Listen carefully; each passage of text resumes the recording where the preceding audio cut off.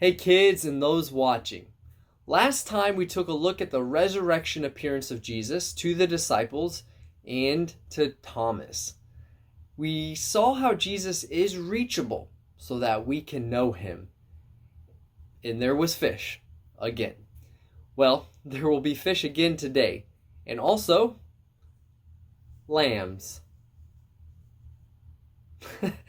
So, I brought with this lamb also a baseball,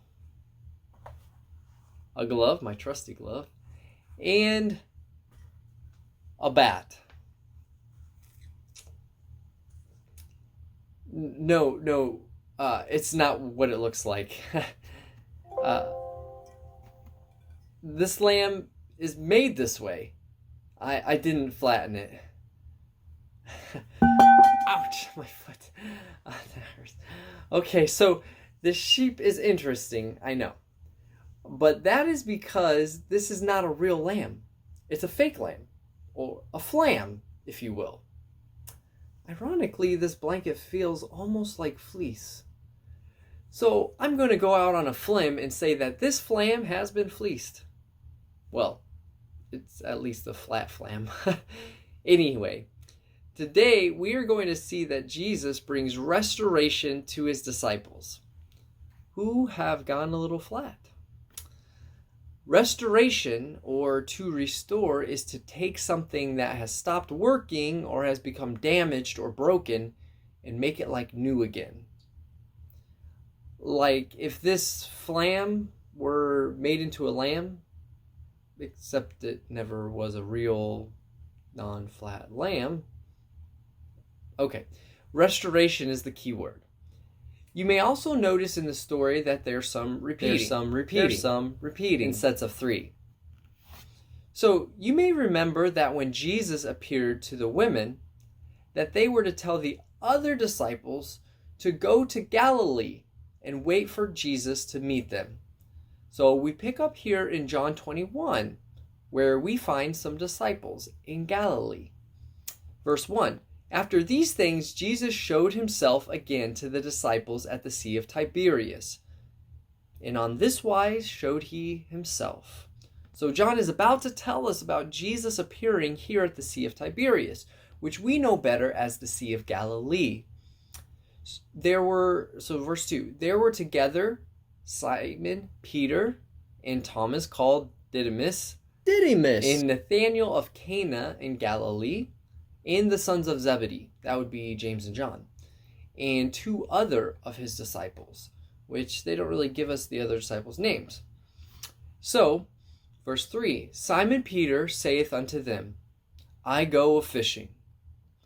They say unto him, We also go with thee. They went forth and entered into a ship immediately, and that night they caught nothing. Fishing was the old business for at least Peter, Andrew, James, and John. I kind of relate to them. I think in some ways baseball to me is like what fishing was like to them. For the most part, they were great at it. If it is like me playing baseball, it's like when you do what makes you feel confident. Like you're free to be yourself because it feels like part of who you are. That's how baseball feels to me. And I think that's probably how familiar fishing was like to them. Like secondhand. Maybe the smell of the sea was like the smell of that baseball field is to me. Maybe casting the net to them was like throwing or catching the baseball to me. Not catching a fish was like me striking out every time at the plate. That was how their entire night was spent, not catching a thing, which I've also done with fishing. But when the morning was now come, verse 4, Jesus stood on the shore. But the disciples knew not that it was Jesus. See, they're a little ways off in the ocean there. Not the ocean, but the Sea of Galilee, which is actually a lake. Anyway, then Jesus saith unto them, Children, have ye any meat? They answered him, No. Verse 6, and he said unto them, Cast the net on the right side of the ship, and ye shall find. They cast therefore, and now they were not able to draw it, for the multitude of fishes. It was so full they couldn't even pick the net up out of the water all the way. Wait a minute. Does this sound familiar? This is the same thing Jesus did when he called them to follow him for the very first time. Well, John is the first to speak up about it and exclaims to Peter, "It is the Lord!"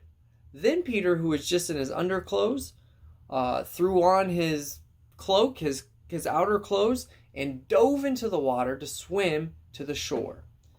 Peter couldn't wait to get to Jesus.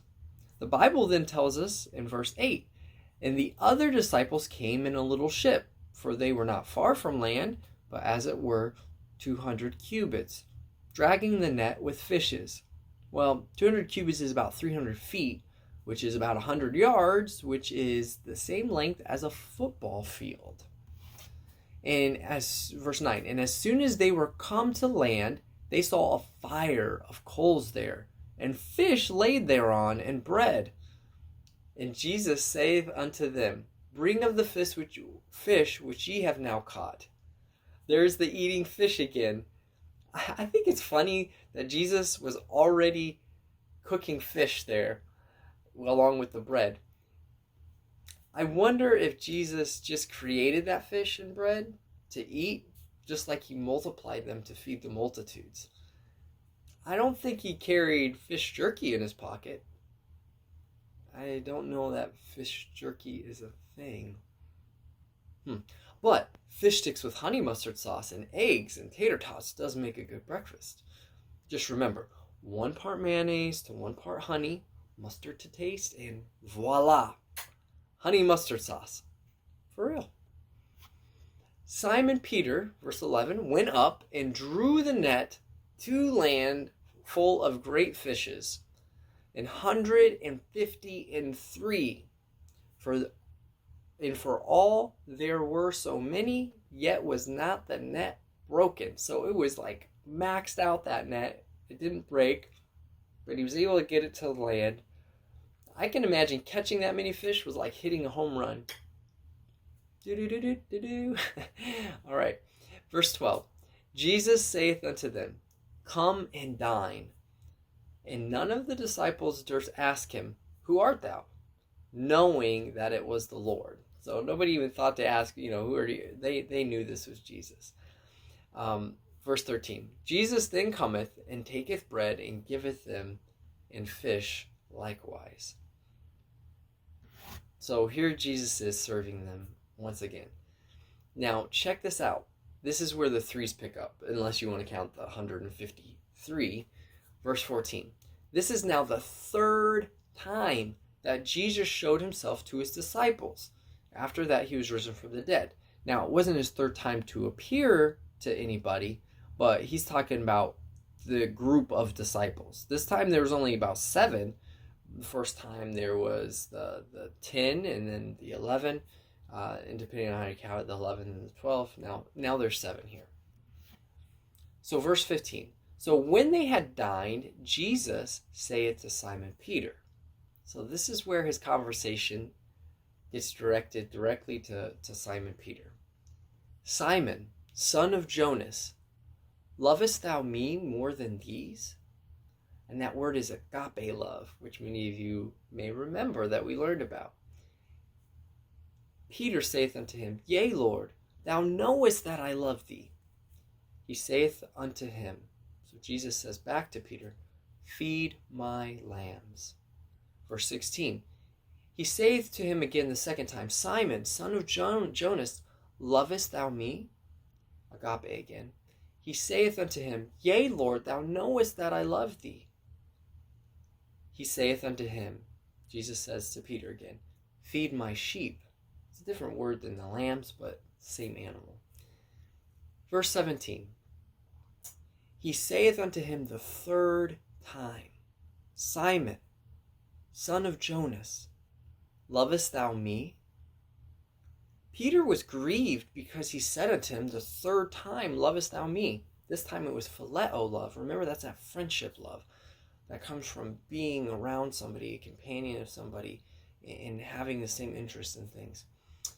And Peter said unto him, Lord, thou knowest all things. Thou knowest that I love thee.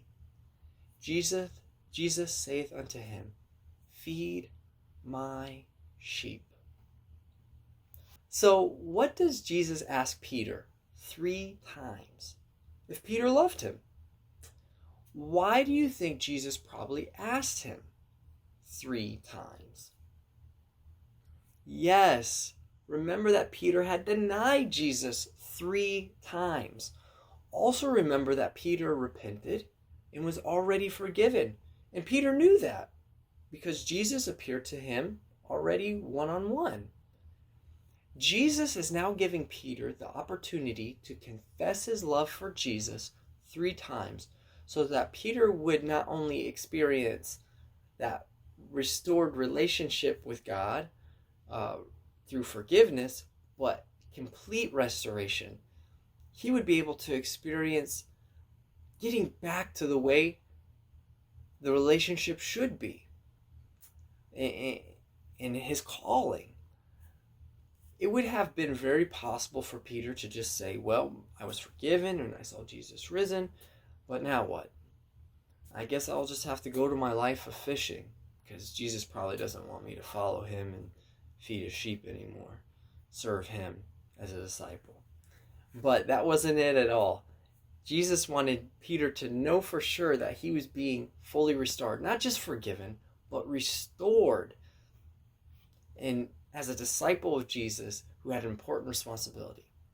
God had so much more planned for him than anything Peter could have planned for his own life.